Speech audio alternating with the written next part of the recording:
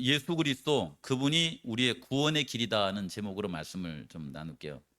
이 말씀을 준비하면서 이게 쉽게 준비하면 좋은데 지금 머리가 막 왔다 갔다 그냥 복잡했어요 이렇게. 왜냐하면은 이 말씀을 특별히 요한복음 14장에서 17장에 있는 말씀을 사실은 이제 마태, 마가, 누가가 이렇게 쓰지 않는 부분을 이렇게 굉장히 이렇게 많은 부분을 이렇게 할애해 가지고 주셨지 않습니까? 예수님이 이렇게 공생에 쉽게 말하면 예수님이 침례를 받으시고서 십자가에 달려 죽으시고 부활하시기까지 시간을 집중적으로 써놓은 분이 요한이거든요.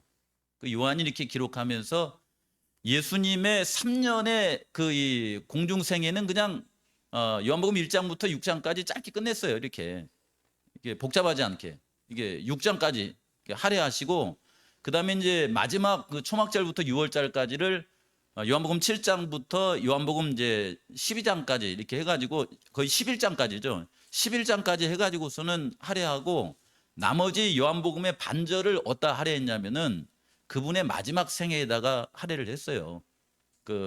우리가 이제 보통 이제 마지막 순환주기 일주일 있잖아요. 예수님이 이제 일요일 날 예루살렘으로 올라가시고 그다음에 금요일 이제 오전에 십자가에 달리시는 그 시간까지를 요한복음 12장부터 이제 마지막까지를 할애하신 거예요. 이게 할애하시면서 또 특별히 이제 요한복음 14장부터 17장까지는 13장에 주의 만찬을 하시고 나서 14장부터 17장을 길게 말씀을 하신 거예요. 근데 이게 우리 성도님들이 생각해 보실 것은 요한복음은 성경의 마지막 기록된 거예요. 성경의 마지막 이제 요한계시록을 기록하고 나서 이게 요한의 생각 가운데 성도들에게 이 마지막 예수님 재림할 때까지 어떤 말씀이 가장 절실하게 필요될까라고 이렇게 생각하면서 예수님이 주신 말씀 가운데 다른 제자들이 기록하지 않는 부분 가운데 요한복음 14장부터 17장까지를 길게 해서 우리에게 주신 건데 이걸 우리 성도님들이 자주 생각하시고 마음 가운데 이렇게 새기고 살아가시면 우리 성도님들에게 큰 도움이 됩니다. 그래서 자주 보시고 또 자주 읽고 그렇게 하시면서 살아가게 되시길 바랍니다. 여기 요한복음 14장 6절 7절에 있는 말씀 가운데 예수께서 이르시되 내가 곧 길이요 진리요 생명이니 나로 말미암지 않고는 아버지께로 올 자가 없느니라. 너희가 나를 알았더라면 누구를 알았을 거라고 그래요? 아버지를 알았을 거라고 그래요. 나를 알았으면 아버지도 알았으리로다. 이제부터는 너희가 그를 알았고 누구를 알았다는 거예요? 그를 알았다는 말이 아버지를 알았다는 말이에요. 또 누구를 알았다는 말이에요? 아버지를 안 것은 예수님을 알았다는 말이에요. 그러니까 예수님을 안 것은 곧 아버지를 알았다는 말은 뭐냐면은 예수님께서 이 땅에 오셔가지고 하신 모든 일들이 누구의 뜻대로 하신 거예요? 아버지께서 뜻하신 것을 그분께서 이 땅에 오셔서 실행하신 거예요. 예. 그래서 예수님이 하신 것을 못 믿겠으면은 심지어는 뭐라고 하시냐면 내가 하는 일을 보고서 아버지를 믿으라 이렇게까지도 말씀하세요. 이제부터는 너희가 그를 알았고 또 뭐라고 그랬어요? 이 보았다는 것은 이 시각적인 것인데 이 지적인 이 반응을 통하여서 그를 보았다고까지도 이렇게 말씀을 하시는 겁니다. 구원의 길이신 예수님 이 부분에 대해서 이제 제가 이렇게 쭉 이렇게 저것 얘기하면서 말씀드려 볼게요. 이게 재림 성도들이 이런 말씀들을 이렇게 들을 때에 그렇구나라고 하는 그런 생각을 가졌으면 좋을 것 같아서 제가 말씀을 이렇게 뭐 조리 있게 준비하기보다는 한번 생각해 볼 수 있는 그런 부분들을 짚어봤어요. 우리 성도님들 이렇게 아버지 하나님과 예수님 그리고 보혜사 성령님께서는 우리가 영원한 생명을 얻는 것을 원하실까요? 이게 질문을 하면은 목사님의 질문에는 함정이 있다 이런 생각이 들죠. 여러분 성부 하나님, 삼위 하나님, 성부, 성자, 성령 하나님은 우리가 영원히 사는 것을 원하실까요? 이게 뭐라고 했냐면은 창세기 3장 22절에 여호와 하나님이 이르시되 보라 이 사람이 선악을 아는 일에 우리 중 하나같이 되어 있으니 그가 그의 손을 들어 생명의 나무 열매도 따먹고 영생할까 하노라. 영생할까 하노라 그 말은 영생할 것을 걱정한 거죠. 그러니까 이분은 여기 보시니까 영생하는 것을 원하는 것 같아요? 영생하지 않는 걸 원하는 것 같아요? 하나님은 우리가 영원한 생명을 사는 걸 원할까요? 이제 이 질문에 다 아셔요. 아시는데 한 번은 생각을 해보자라고 하는 측면에서 말씀을 드리는 거예요. 에덴 동산에 살면서 그들로 하여금 영원히 살도록 만들어 주셨는데 선악을 알게 하는 나무의 열매를 따먹으면서 뭐가 생겼냐면 죄가 생겼어요. 죄가 생기면서 하나님과 이 아담과 하와 사이에 뭐가 생겼냐면 오해가 생겼다고 그래요. 간격이 생겼다고 그러죠. 그렇게 함에 따라서 그런 상태로 영원히 살면은 아담과 하와가 행복해야 하네요. 행복하지 않기 때문에 그들에게 뭐라고 하냐면 그 선악을 알게 하는 나무 열매를 먹으면 너희가 정녕 죽으리라 이렇게 말씀하셨고, 그냥 두면은 선악을 아는 상태에서, 쉽게 말하면 하나님과 그들 사이에 오해와 이게 간격이 생긴 상태에서 영원히 사는 것은 행복이 아니에요. 그게 아니니까 영생할까 하노라 요 얘기를 하신 거예요. 그래서 에덴 동산에서 나가게 만들고 요 이제 이 세상, 사망의 세상에서 살도록 하신 겁니다. 그러함에도 불구하고 우리 하나님께서는 우리를 영원히 살도록 구원하시기를 원하십니까? 그건 또 이게 스바냐서 넘기지 말고 스바냐 3장 17절에 뭐냐면 너희 하나님 여호와가 너희 가운데 계시니 그는 구원을 베푸실 전능자이시라. 그가 너로 말미암아 기쁨을 이기지 못하여 하시며 너를 잠잠히 사랑하시며 너로 말미암아 즐거이 부르시며 기뻐하시리로다. 구원을 베푸시는 것을 즐거워하시는데, 구원을 베푸시기에 전능하시는 분인데 그분께서 우리에게 어떤 방법으로 구원을 베푸셨어요? 이게 올 때는 사단이 우리의 죄를 짓게 만들었으니까 사단을 이렇게 때려 잡는 방법으로 구원을 베풀 수도 있는 힘이 있으시죠. 그런데 그분께서는 어떤 방법으로 우리를 구원하셨어요?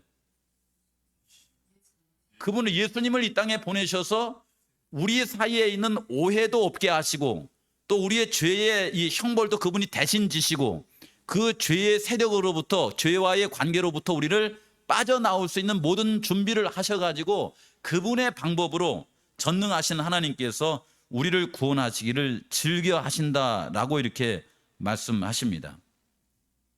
여러분, 이 땅에 사는 사람들은 하나님과 영원히 살고 싶은 마음이 있을까요? 이런 것도 이렇게 질문을 해보게 돼요. 왜냐하면 이게 전도서 3장 11절에 있는 말씀이면 하나님께서 사람들을 이렇게 만드셨는데 그 사람들의 마음속에 무슨 마음을 넣어놨다고 그래요? 영혼을 사모하는 마음을 넣어놨다고 그러죠. 영혼을 사모하는 마음을. 이게 참 남 얘기할 때는 이렇게 쉬운데 우리 가족들 얘기할 때는 늘 이렇게 가슴이 막 이렇게 웅클해요. 예전 제가 그런 말씀 드렸잖아요.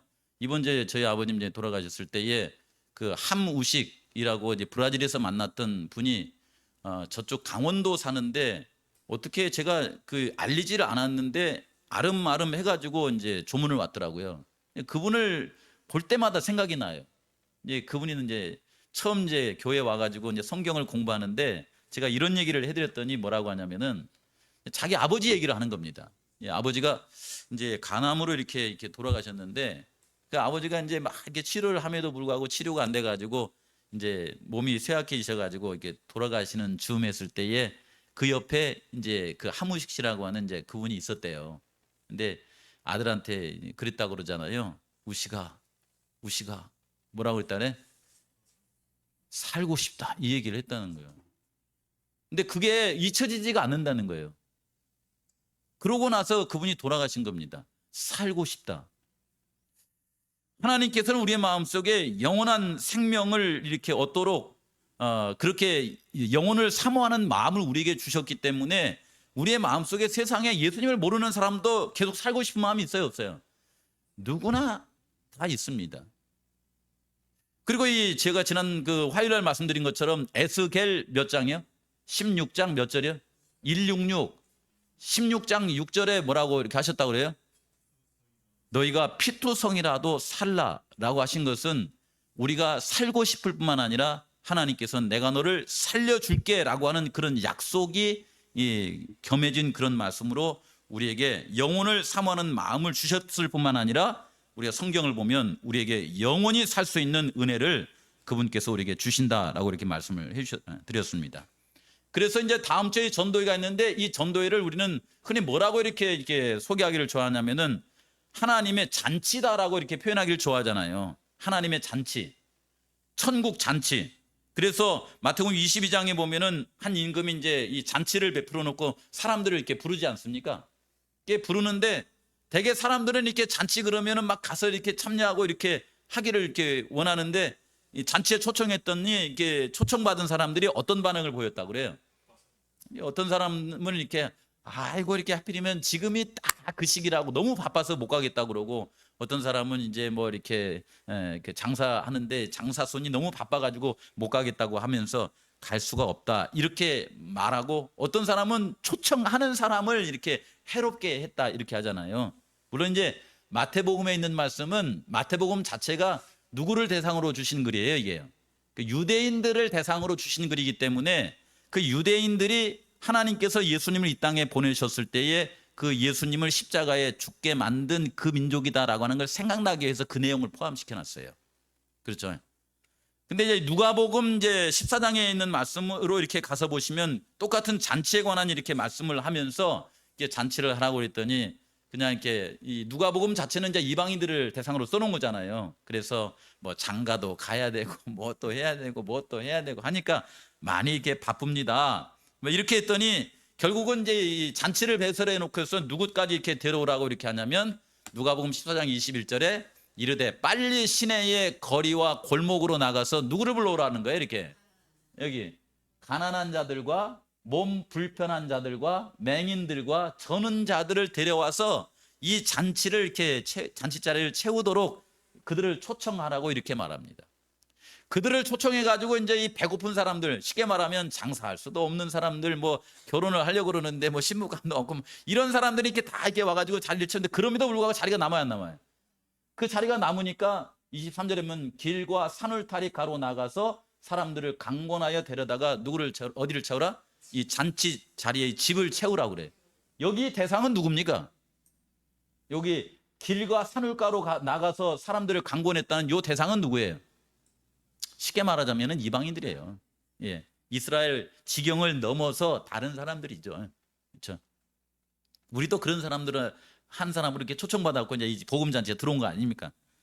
그렇게 하면서 이렇게 잔치에 이렇게 초청해서 그들로 하여금 하나님의 복음을 나눠주고 그 복음으로 말미암아 영원한 생명을 이렇게 나눠주기를 원하시는, 또 그렇게 하기를 하나님께서는 즐겨 하시는 그런 분이 우리 하나님이시다라고 하는 것입니다. 그래서 다음 주에 있을 이 김재호 목사님을 모시고 이렇게 하는 잔치가 우리에게 굉장히 흥미롭고, 그 자리에 누구든지 이렇게 초청하여서, 대개는 보면 또 이런 경우도 있더라고요. 그 사람이 왔으면 좋겠다 이렇게 하고서 정해놓고 막 기도를 했는데 그 사람 와요, 안 와요? 그 사람은 또 안 와요. 근데 그냥 이거 저 사람은 절대로 안 올 거야 라고 이렇게 생각하고서 있었는데, 그냥 하도 이게 없으니까 이 산울가로, 길과 산울타리 가라고 나가가지고 거기 가볼 거예요. 그냥 가면은 김도 준다는데 가볼 거예요. 그랬더니 그 사람이 어떻게 하는 경우가 있어요. 뭐 가보지 뭐, 이런 사람도 있어요, 없어요? 그런 사람도 있어요. 저 같은 경우도 그런 케이스에 해당하거든요. 누가 저한테 와가지고 승용아 교회장 가자 그런 사람 없었어요. 그냥 보고서 저 교회나 한번 가볼까 하다가 이 교회 온 거예요. 친구 따라 왔지만. 그렇게 하는 수도 있습니다. 그런데 다시 한번 우리 성도님들하고 같이 이렇게 생각해 봐요. 우리 성도님들 솔직하게 정말 영생을 얻고 싶습니까? 영생을 얻고 싶은 마음도 있지만은 남들처럼 좋은 아파트, 남들처럼 좋은 차, 남들처럼 멋진 여행도 가고 싶은 마음도 같이 있으십니까? 같이 있지 않다고 말하기가 쉽지 않죠. 우리 마음도. 그렇죠. 예. 이제 그런 가운데 오늘 말씀을 이제 한번 풀어가 보시면서 하나님의 잔치가 어떤 의미가 있는지 한번 가만히 생각해 봐요. 여기 제가 한 사진을 갖고 왔습니다. 여기에 있는 사람은 어떤 사람이냐면은 집을 잃어버린 사람이에요. 쉽게 말하면 가족을 잃어버린 사람이에요. 홈리스라고 그러죠. 가족과의 관계가, 이 관계성이 약해진 사람들이다라고 하는 겁니다. 이 리스라는 말이 아주 이렇게 희미하다라고 하는 그런 뜻이 포함되어 있는 것들만요. 이렇게요. 홈리스, 가족 간의 관계가 이렇게 약한 사람. 근데 이 사람이 지금 다들 이렇게 뭘 품고 있어요, 지금? 강아지를 품고 있죠. 요 강아지를 품고 있는 모습이 어때요? 불쌍하게 보입니까? 근데 이게 이 그림이 이렇게 이 상징하는 의미가 되게 이렇게 많이 생각을 사람들로 하금 하게 한다는 거예요. 만약에 이렇게 하고 있는데 어느 누가 와가지고선 이 강아지한테 내가 너 아파트 한 채 줄 테니까 나 따라올래? 그러면 이 강아지가 여기 있는 사람 버리고 가겠어요, 안 가겠어요? 야, 그러지 말고 내가 너 좋은 차, 이번에 이게 저기 예를 들면 여기 제주 같으면은 이 전기 자동차, 이게 전기 자전거 있잖아요. 여러분 이 전기 자전거 타고 제주 일주하면 엄청 멋있다 이렇게. 그래서 여기 대회장님이 저한테 전기 자전거 한번 사보라고 그러더라고요. 그래서 대회장님 얼만데요? 그랬어요. 그랬더니 지금 여기 최강수 집사가 이렇게 끌고 다니는 그 전기 자전거는 35만 원짜리가 기예요. 근데 대회장님이 타고 다니는 전기 자전거는 중고로 350만 원이에요. 이게 새거 가격은 한 700만 원 정도 되고 또 정말 좋은 전기 자전거는요 한 1000만 원이 넘어요. 1000만 원이. 이게 강아지한테 이렇게 얘기하는 거. 물론 이제 강아지가 이제 자전거를 탄다는 가정하에 야, 내가 너한테 자전거 한 대 이렇게 전기 자전거 얼마짜리야? 1000만 원짜리 전기 자전거 한 대 사줄 테니까 이 주인 버리고 나 따라올 마음 있냐? 그러면 갈까 안 갈까요? 안 갈 걸 아시죠? 왜냐하면 만약에 여기에 가슴팍에 안겨 있는 강아지가 나 같으면 따라가요, 안 따라가요? 여기 있는 승용이 같으면 이 사람한테 기댈 게 뭐가 있습니까? 여기 있다고 밥을 뭐 이렇게 배불리 먹여줘요? 뭐 좋은 집에 채워줘요? 기대할 게 없잖아요. 그렇죠. 그래서 저한테 좋은 집, 좋은 자전거, 좋은 자동차 뭐 이런 거 준다고 하면 갈까 하는 생각이 제 머릿속에는 있을 거예요. 근데 강아지의 머릿속에는 있어요, 없어요? 없어요. 왜 그럴까요? 왜 그래요? 그렇죠. 누가 이렇게 여기 위에다 써놓기를 뭐라고 했냐면 가족과 친구가 당신을 버릴지라도 개는 당신을 배신하지 않습니다. 개에게는 당신과 함께하는 그곳이 바로 천국이니까요. 이렇게 해서 이 개는 뭐만 봐요? 주인이 가지고 있는 집이나 주인이 가지고 있는 자동차 이런 거 안 봐요. 돈도 안 봐요. 딱 뭐만 봐요? 주인만 봐요. 주인만 봐요. 쉽게 말하자면은 그가 가진 소유보다 그의 존재만 바라보고 있는 이 모습을 우리가 이렇게 보는 것입니다. 그러니까 이런 걸 보면서 이렇게 마음속에 이렇게 가만히 이렇게 생각해 봐요. 사도 요한을 통하여서 하나님께서 이렇게 다니엘서를 이제 깨닫게 하여 주셨는데 다니엘서를 잠깐 보시면요. 이제 이미 깨달은 것을 가만히 생각해 보세요. 다니엘서 2장. 쉽게 말하면은 금은동철, 그다음에 이렇게 마지막에 이 세상 나라와 세상 나라가 지나고 나면 무슨 나라가 와요? 돌나라. 세상 나라, 돌나라. 간단하죠? 그래서 다니엘서 2장을 통하여서 우리 성도님들에게 돌나라인 하나님의 나라에 가서 삽시다. 이렇게 하면은 이게 마음속에 이렇게 있잖아요. 이렇게요. 그래. 하나님의 나라는 영원한 나라니까. 그런데 이 다니엘서 6장까지 있는 말씀에 보면은 그의 신앙이 굉장히 담대하고 굉장히 이렇게 이게 단호하잖아요. 이렇게요. 이게 보면은 다니엘은 그 6장까지 있는 말씀 가운데 보면은 아까 제가 말씀드렸던 아파트나 그다음에 자동차나 이렇게 전기 자전거 이런 걸 좋아했던 것 같아요. 하나님을 좋아했던 것 같아요. 하나님을 좋아한 것 같죠. 그렇죠. 다니엘 6장에 있는 말씀에 보시면은 만약에 당신이 하나님께 기도한다면은 이 목숨을 해야 할 것이라고 하는 그런 법령이 내려져 있지만은 그럼에도 불구하고 다니엘은 뭐예요? 하나님께 기도하잖아요. 기도한 거 보니까 자기의 목숨보다 더 누구를 더 좋아해요? 하나님을 더 사랑하는 사람이 다니엘입니다. 그렇죠. 그런데 이제 다니엘서 7장으로 넘어가 가지고 어떤 모습이 나오냐면은 그 하나님의 나라인 돌나라를 이루어가는 과정에 있는 얘기가 나와요. 쉽게 말하면 이게 써놓은 것은 이 땅에 살아가면서 생로 병사 그다음에 하나님께서 우리에게 주신 영생이 있고 희로애락의 이게 감정을 가지고 살아가면서 우리에게 영원한 사랑을 우리에게 주시는데 다니엘서 7장에 있는 말씀으로 이렇게 가면서 우리에게 이렇게 묘한 말씀을 이렇게 주시는 거예요. 이 말씀이 이렇게 들어가는 거예요. 제가 이제 요즘 이제 재밌는 체험을 하고 있어요. 무슨 체험을 하고 있냐면은 저희 어머니가 이제 저희 집에 와서 살고 있지 않습니까? 저희 집에 와서 이제 유치원에 가기 전에는 노인 유치원에 가기 전에는 주로 집에서 이렇게 있으셨잖아요. 이제 집에서 있으니까 아주 막 무료하고 그래야 안 그래요? 예, 무료하잖아 이렇게. 근데 제가 이제 워낙 저 TV도 좋아하고 또 유튜브도 좋아하고 그래요 제가. 왜냐하면 거기를 이렇게 들여다보면 많은 그 재밌는 것들이 많이 있으니까. 그래서 이제 목사가 돼가지고 이제 텔레비를 많이 보면 안 되겠다 해가지고 집에 텔레비를 끊어버렸어요 이렇게. 집에 텔레비가 안 나와요 이렇게. TV가 안 나온 가운데 저희 어머니께서 이제 하루 종일 시간을 보내는 게 쉬워요, 어려워요? 굉장히 어렵거든요. 근데 이제 그렇다고 제가 맨날 붙어 있을 수도 없고, 이제 대회 일을 있거나 이제 다른 일이 있으면 아침에 일찍 나갔다가 이제 때로는 이제 저녁 늦게 들어오는데, 저희 이제 집사람은 이제 센터의 일을 보고 이렇게 하기 때문에 아침부터 이제 저희 어머니께서 이제 하루 종일 이렇게 밖에만 쳐다보고 이제 시간을 보냅니다. 그러면 이제 1시간, 2시간, 3시간, 그다음에 밥 먹고 나서 1시간, 2시간, 3시간이 안 오는 거야 이렇게. 누가 안 와요? 아들이 안 오는 거예요 이렇게. 그러니까 어제 제가 이게 저기 이제 읍에 좀 저 시내에 볼 일이 있어가지고 또 나갔다 왔는데, 저희 어머니가 기다리다 못 해가지고 이제 밖으로 나가 볼까 막 그런 생각까지 이렇게 가질 만큼 이렇게 막 이게 그런 거예요 이렇게. 그래서 어머니가 뭘 좋아하는가 이렇게 봐가지고서는 뭘 보기 시작했냐면은 그 유튜브로 전원일기를 보기 시작했어요. 전원일기를. 요즘 전원일기 보는 사람이 있어요? 없죠?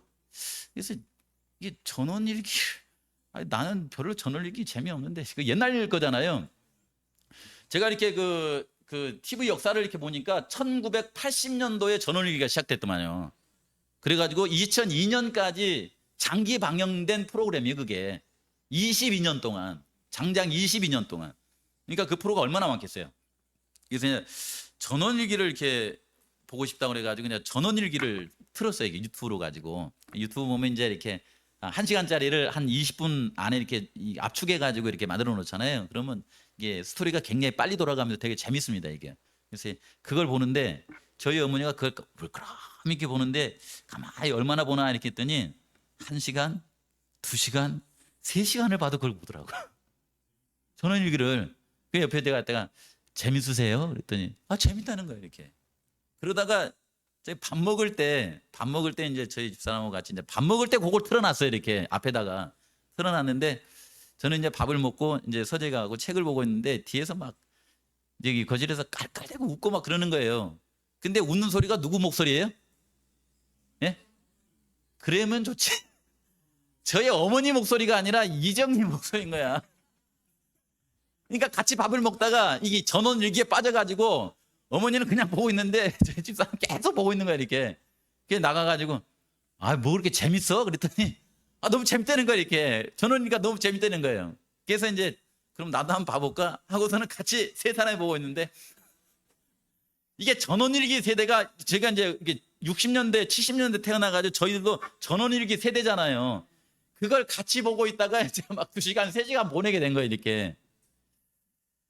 근데 그걸 보고 있는 가운데 제 마음속에 무슨 생각이 들었냐면, 이게 요즘 많이 나오는 방송보다 전원일기가 더 재밌네, 이 생각이 든 거예요. 근데 이 전원일기를 쓴 작가는 농촌 얘기를 쓰면서 대부분 뭐에 관한 얘기를 쓴 거예요? 가족의 어떤 이 얘기를 쓰면서 가족의 사랑에 대해 쓴 거거든요.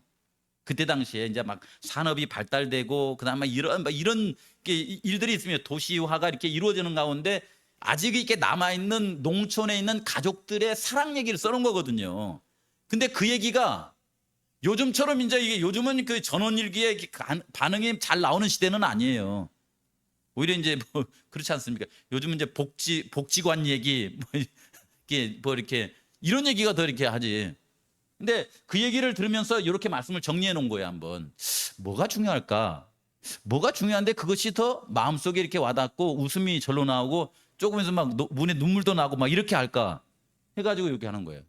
여기 마태복음 23장 23절에 보니까 예수님께서 유대인들에게 같이 살면서 이제 3년 반의 시간을 거의 다 보내면서 그들에게 한 말이에요. 율법에 더 중한 바 정의와 긍휼과 믿음은 너희들이 저버렸다. 이 얘기를 한 거예요. 율법에 중요한 것이 있는데 공의와 긍휼과 믿음은 너희들이 버리고 율법을 지킨다고 이렇게 하고 살아가는구나. 이 얘기를 한 겁니다. 그다음에 마지막 시대 얘기하면서 불법이 성함으로 많은 사람이 뭐가 식어졌다 그래요? 사랑이 식어졌다 이렇게. 그러니까 율법을 지킨다고 하면서 사랑을 버리는 건 가능한 거예요, 불가능한 거예요? 원래 그게 불가능한 거라는 것입니다, 예수님에게는요. 근데 너희들이 법을 지키는데 하나님의 사랑은 버렸다는 말씀을 하시고 법을 버리고 사랑도 버렸다 이 얘기를 하시는 겁니다, 이게요. 그러면서 이게 미가서 6장 8절에 있는 말씀에 보시니까 뭐라고 하냐면은 사람아 주께서 선한 것이 무엇임을 내게 보이셨나니 여호와께서 내게 구하시는 것은 오직, 그러니까 하나님의 말씀을 따르고 이렇게 은혜 가운데 살아가시면서 정의를 행하며 인자를 사랑하며. 여기에 인자는 뭐예요? 어떻게 이게 예수님의 지금 이 내용에 관한 얘기인데 사랑을 말하는 거예요. 사랑. 아시겠지? 이게 인자가 가신 마음이에요. 마음. 인자를 사랑하며, 사랑을 사랑하는 거예요. 이게 사랑하며 겸손하게 내 하나님과 함께 행하는 것이 아니겠느냐. 이 얘기를 미가서에다 하는 거예요. 이게 누구한테 하는 말이에요? 이게요. 이때 당시에 이스라엘 백성들한테 하는 말이에요. 이것이요. 호세아서 6장 6절에도 나는 뭘 원하고? 인애를 원하고 제사를 원치 아니하며 번제보다 하나님을 아는 것을 원한다라는 말씀을 여기다 준 겁니다. 이게 상당히 재밌더라고요. 이게요. 우리 교회가 지금쯤이면 전원일기에서 그냥 이렇게 거두어낼 것은 거두어내고 전원일기 가운데서 흐르는 사랑만 있어도 우리 교회가 따뜻할까요? 네? 저는 따뜻할 것 같아요. 옆집에 음식이 있으면 나눠 먹고, 어려운 일이 있으면 같이 돌아보고, 그렇죠? 즐거운 일이 있으면 함께 즐거워하고, 그게 전원 얘기잖아요, 이게요. 우리 교회가 하나님의 이름으로 전원일기만큼의 사랑의 열기만 있어도 우리 성도들이 꽤 행복하겠다라는 생각이 마음속에 자꾸 드는 거예요. 하나님께서 하나님의 백성들이 살아가면서 하나님의 사랑, 하나님의 공의, 하나님과 그렇게 동행하며 살아가는 그런 것을 이렇게 원한다라고 하는 말씀을 우리에게 주시고 있는 것입니다. 다음 주 이렇게 전도인데요. 요한이 다니엘서에 있는 말씀과 더불어서 이 요한계시록을 알게 하는데 왜 이 요한복음 14장에서 17장까지 말씀을 주셨나? 그리고 내가 곧 길이요 진리요 생명이라는 말씀을 주셨나? 그걸 다만 이렇게 성경절로 이렇게 외우는 것은 어렵지 않아요. 근데 그걸 왜 주셨지? 이렇게 생각하면서 또 요 얘기를 한번 꺼내봤어요. 이렇게 생각해봤어요. 여기에 이렇게 라과디아라고 하는 사람의 얘기가 나와요. 이 사람은 이제 라과디아에 관한 얘기고, 이 사람은 누구냐면 카프리오라고 하는 이제 변호사 얘기예요. 이 두 사람 다 이게 그 판사입니다. 판사. 이게 저 사람 판사 하다가 이제 시장까지 하면서 정치를 했던 사람이고, 이 사람은 지금도 유튜브에 가끔 나와요. 이게 보실 수 있을 겁니다. 이 얘기를 한번 생각을 해보게 됐습니다. 여기에 있는 저기 라과디아에 있는 일화를 좀 잠깐 소개해드릴게요. 1930년 어느 날 한 노인이 절도 혐의로 재판을 받게 되었습니다. 그 노인은 상점에서 빵 한 덩이를 훔친 혐의로 이제 기소가 된 거예요. 판사가 그 노인에게 물었습니다. 전에도 빵을 훔친 적이 있습니까? 그랬더니 노인이 아닙니다. 처음입니다. 왜 그런 일을 했습니까? 죄송합니다, 판사님.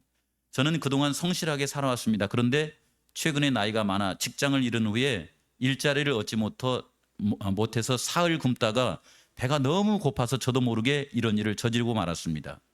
판사는 잠시 후에 판결을 내렸습니다. 어떤 판결을 내렸냐면 아무리 사정이 딱해도 남의 것을 훔치는 것은 절도행위입니다. 절도행위입니다. 법은 만민에게 평등합니다. 그래서 저는 이 노인에게 벌금형 10달러를 선고하는 바입니다. 재판을 한 거예요. 10달러를 선고한 거예요. 그랬더니 주변에서 꽤 괜찮은 분인 줄 알고 있었는데 이게 정황을 이렇게 보니까 이렇게 10달러를 이렇게 벌금을 이렇게 구형하니까 좀 너무했다는 생각이 들어요, 안 들어요?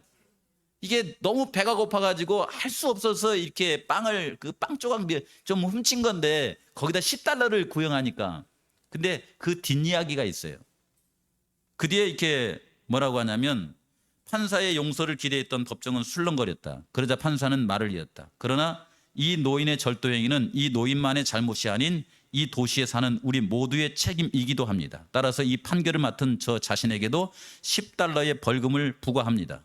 쉽게 말하면 10달러를 노인에게 내게 하라고 하고서 그 10달러를 누가 내주겠다는 거예요? 본인이 내주겠다는 거예요.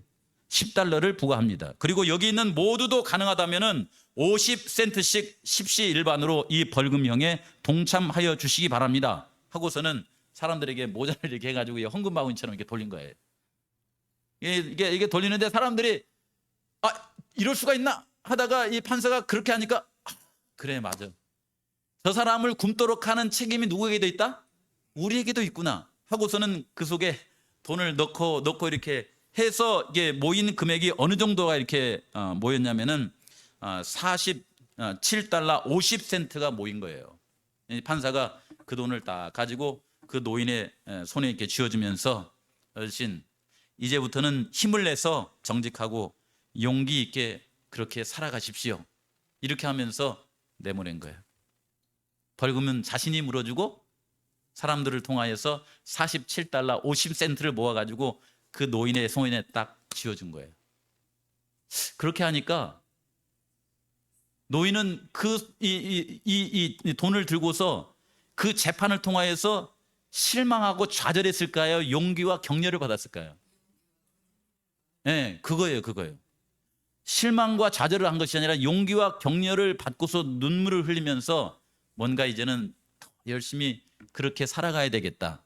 그리고 다른 사람들은 어떤 마음을 가졌을까요? 우리 주변에 만약 저런 사람이 있으면 우리가 외면하지 말고 돕고 살아가야 되겠다. 그런 명재판을 한 것으로 유명한 사람이 저 라과디아예요. 그래서 그런 일들을 이게 시장을 또 하면서 많이 했다 합니다. 그래서 저분의 이름이 작은 꽃이라고 이렇게 알려져 있대요. 지금도 저 사람 기념하는 그런 건물이 있다고 그러더라고요. 참 좋죠. 여기 이쪽은 뭐냐면 프랭크 카프리오라고 하는 재판관이에요. 왜냐하면 제가 지금 말씀드리는 것은 다니엘서 7장과 그다음에 계시록 14장에 보면은 심판에 관한 얘기가 나와요. 이 심판에 관한 얘기가 뭔지를 모르고서 우리 재림 성도로 이렇게 살아가면서 이 심판 속에 있는 따뜻한 얘기를 우리의 마음속에 이렇게 가지면은 우리가 이렇게 다른 사람에게 예수님을 소개하고 싶은 그런 마음이 듭니다. 이 카프리오와 그런 사람이 있었는데 이 사람에게도 이제 이런 일화가 있더라고요. 한 번은 4살짜리 아들을 두고 있는 30대 부인이 주차 위반 80달러 벌금을 내지 못한 것으로 기소되어서 재판을 받게 되었습니다. 지난 기록을 보니 그의 운전 경력에 이런 주차 위반은 흔치 않는 일이었습니다. 판사는 재판에 임하면서 그의 지난날의 기록을 보면서 어떻게 주차 위반을 했는지를 이제 그 사람에게 묻는 거예요. 이 재판의 특징이 있어요. 아까도 이렇게 노인하고 대화를 하잖아요. 여기도 이 사람도 대화를 하는 거예요. 그 사람에게 물어보면서 지난날에 이렇게 기록을 보니까 당신은 평상시는 그렇게 주차 위반을 잘 안 하는 사람인데 이번에 이렇게 주차 위반을 했는데 어떤 일이 있었습니까? 하니까 이 사람이 이제 막 이렇게 얘기를 하는 거예요. 얘기를 하면서 뭐라고 하냐면 그날 병원으로부터 급한 연락이 왔다는 거예요. 병원으로부터 급한 연락이 왔는데 남편이 암으로 이제 시간이 얼마 남지 않았다는 소식이었습니다. 부인은 4살짜리 아들에게 아버지의 모습을 조금이라도 더 보여주고 싶어서 병원으로 차를 몰고 갔어요. 근데 갔는데 병원 주차장을 이렇게 계속 도는데 주차 공간이 없는 거예요. 근데 시간은 이렇게 촉박하고 하다 보니까 이 사람이 병원 주차장을 벗어나서 밖에 주차가 금지되어 있는 그곳에다가 주차를 해놓고서는 아들을 데리고 어디를 들어간 거예요? 병실을 들어간 거예요. 병원의 병실을.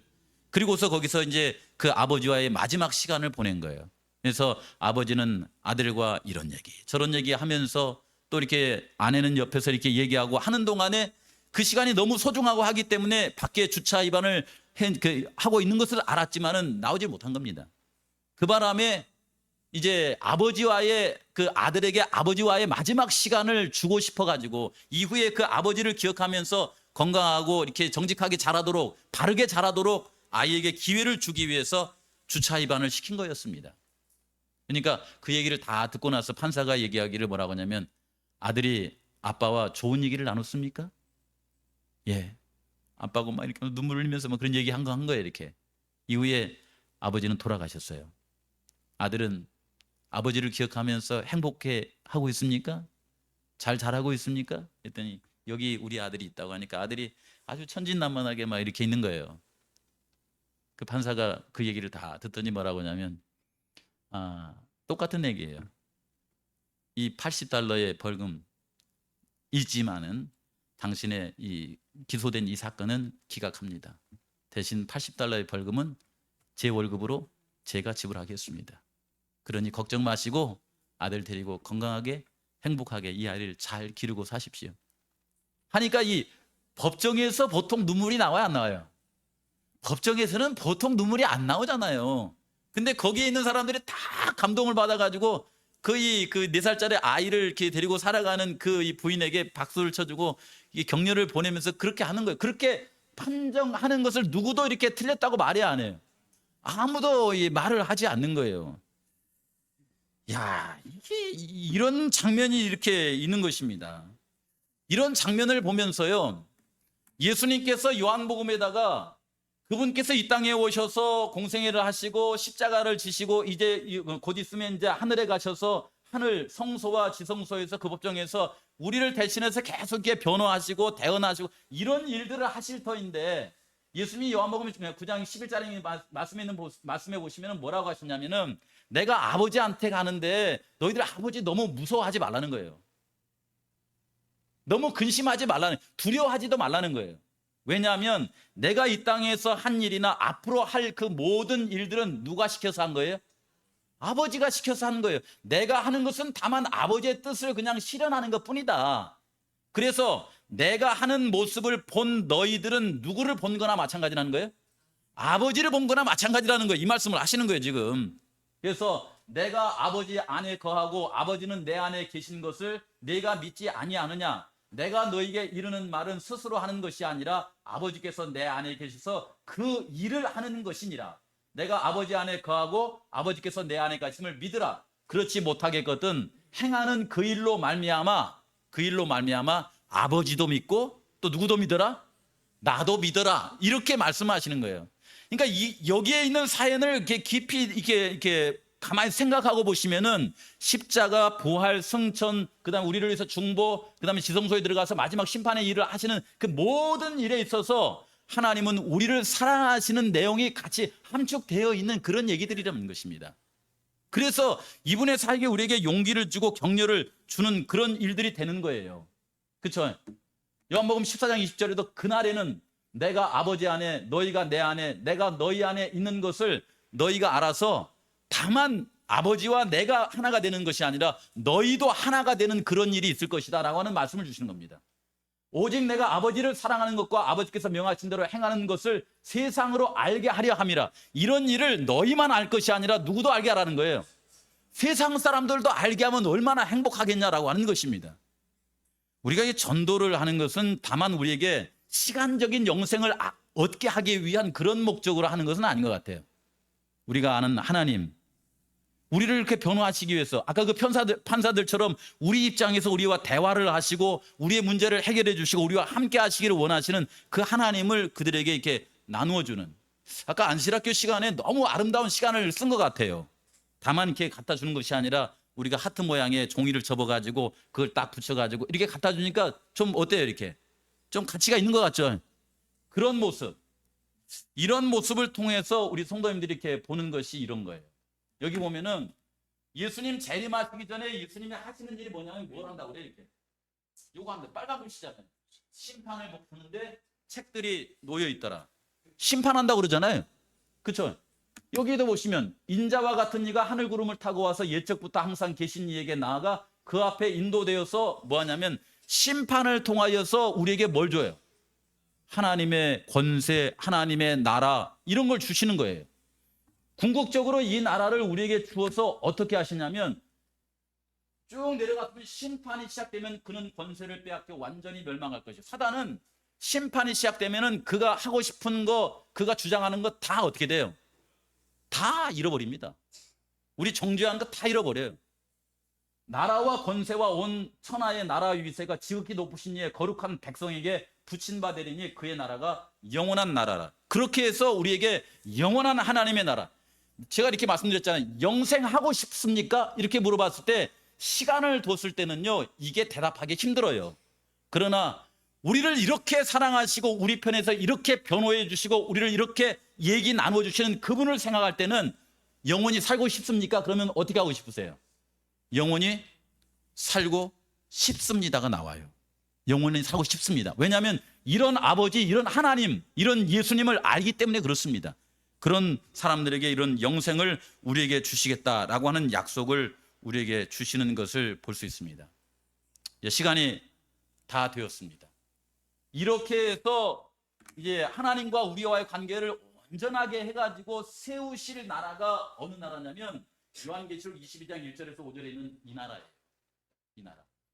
하나님과 그 어린 양의 보좌가 그 가운데 있으리니 그 옆에 누구의 보좌도 함께 있어요.